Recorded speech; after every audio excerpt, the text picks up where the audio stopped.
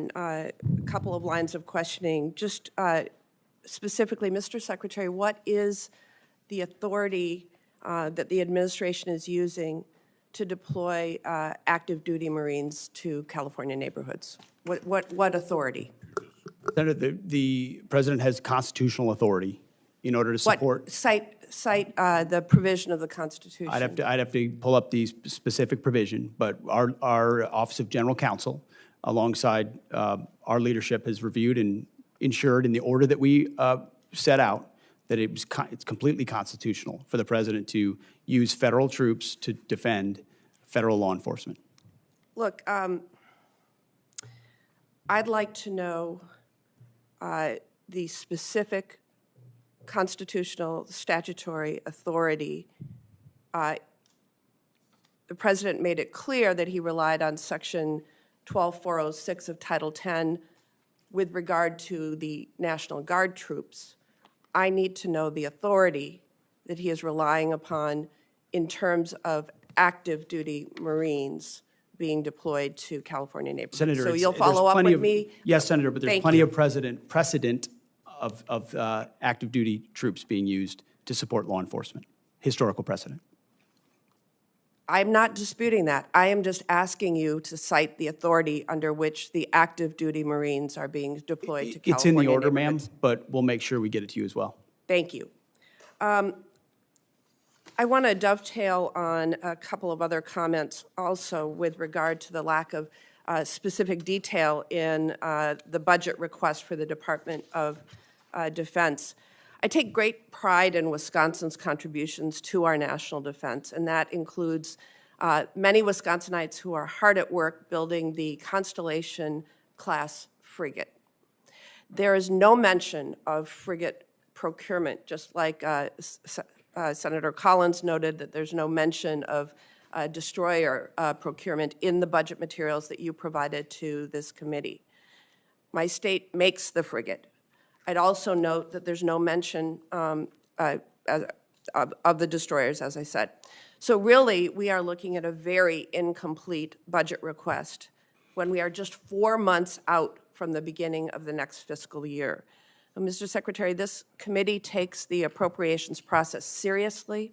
I take the hard work of Wisconsin's shipbuilders seriously, and I'd like your commitment to provide this material to the committee expeditiously so we can do our work. Senator, we'll make sure you get all the information, but what I would say is this is a historic investment in shipbuilding, both the defense industrial base and ships. In Wisconsin, and particularly related to the frigate, it's been a program with a lot of problems and a lot of delays and a lot of modifications that have led to serious Navy challenges. has called for many modifications to the plan. I'm not saying that's it's all the fault of the shipyard. There are many ways in which modifications were made that changed an existing design so extensively that it led to a ship that was not even capable of the original mission it was supposed to execute. So our job is to make tough choices on some platforms like that may not be funded the way they were in the past, because we have to make some of those tough choices. Well, we don't have any of the detail right now of what your plans are with regard to the frigate or the destroyer, and we need that information to do our jobs. Can you get it to me? We have that information, Senator. We have worked in real time in 4 months to reverse a lot of priorities from the previous administration.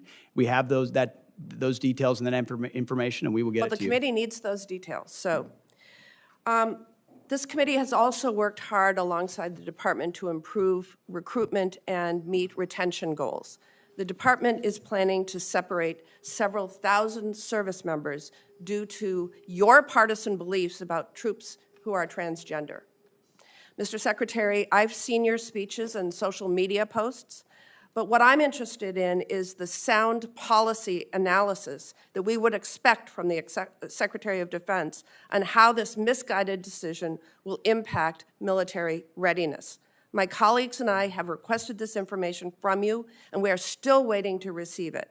And so I will ask you now, what assessment did the Department of Defense conduct prior to implementation to evaluate the impact that this policy would have on our national security? Moreover, what is the cost to recruit and train thousands of individuals of comparable experience and skill?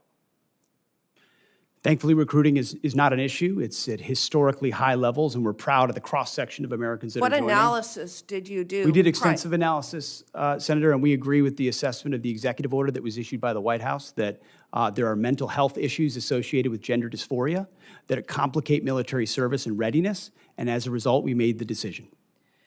I have asked for that analysis. Please provide it to me and the committee. We will provide it. And then, Mr. Secretary, I think we can all agree that we are at a critical point in our history with respect to global threats that need to counter adversaries like China and Iran. You've gotten a number of questions along those lines. And I'm disappointed that you are instead focusing on a class of ships named for civil rights leaders. You chose Pride Month to direct the Navy to rename a ship named for Navy veteran Harvey Milk. This committee will continue to pursue serious work in the interests of American national security, and I ask you to choose to join us in that endeavor. Senator, we're not interested in naming ships after activists. That's the stance we're taking. All right, where we are, due to the